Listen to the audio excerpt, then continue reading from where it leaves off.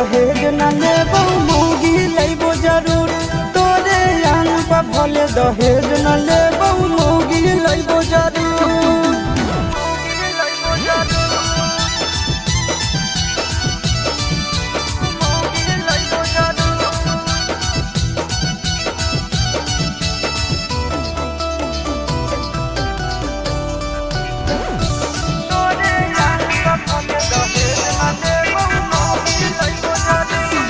अरे हमें जब दुखा सहबोगे तुहू नहीं सूखा पैनी गे 4 दिन नहीं का भातार ठीक लगे तो फिर यारे फिर यही गे कहाँ जाइबी गे।